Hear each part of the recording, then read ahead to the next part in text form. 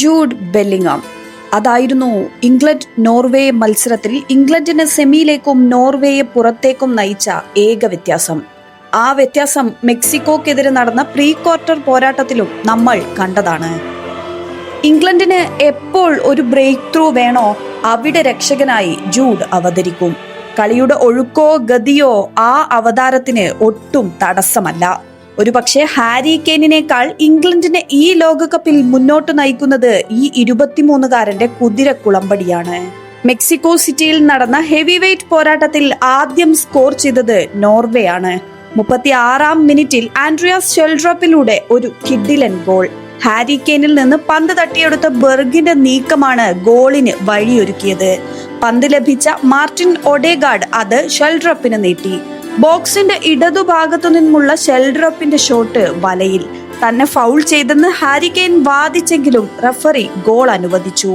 Goal വഴങ്ങിയതോടെ കൂടുതൽ ഉണർന്നു കളിച്ച ഇംഗ്ലണ്ട് ആദ്യ പകുതി അവസാനിക്കുന്നതിന് തൊട്ടു മുമ്പുള്ള ഇഞ്ചുറി ടൈമിൽ ഗോൾ മടക്കി.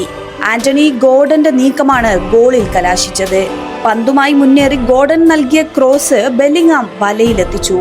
ഇംഗ്ലണ്ട് ഒപ്പത്തിനൊപ്പം. പിന്നാലെ ബെല്ലിംഗാമിന്റെ പാസിൽ നിന്ന് ഹാരി കെയ്ൻ ഒരു ലോബിലൂടെ വല കുലുക്കിയെങ്കിലും ഓഫ് സൈഡായി. 55-ാം മിനിറ്റിൽ ടോർബോൺ ഹെഗം ഇംഗ്ലീഷ് വല ചലിപ്പിച്ചെങ്കിലും വാർ പരിശോധനയിൽ റഫറി ഗോൾ നിഷേധിച്ചു. ശേഷം മത്സരം നിശ്ചിത സമയത്ത് 1-1 സമനിലയിൽ പിരിഞ്ഞതിനെ തുടർന്ന് എക്സ്ട്രാ ടൈമിലേക്ക് നീങ്ങി. 93-ാം മിനിറ്റിലായിരുന്നു ജൂഡിന്റെ വിജയ ഗോൾ. മോർഗാൻ അടിച്ച powerful kick Norway goal keeper Nyland തടഞ്ഞിട്ടു. റീബൗണ്ടായി വന്ന പന്ത് ബെല്ലിംഗാം വലയിലേക്ക് തട്ടിയിട്ടു. ഈ ലോകകപ്പിലെ താരത്തിന്റെ 6ാം ഗോൾ.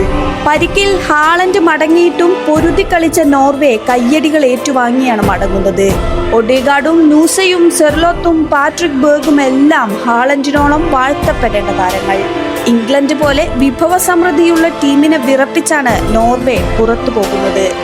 യൂറോപ്യൻ ഫുട്ബോളിൽ ഒരു ശക്തിദുർഗം കൂടി ഉദയം ചെയ്തിരിക്കുന്നു എന്ന് ലോകത്തെ അറിയിച്ചുകൊണ്ട് ഇനി ഒരിക്കലും അവർ വരിക കുഞ്ഞൻ ടീമെന്ന പകിട്ടിലായിരിക്കില്ല.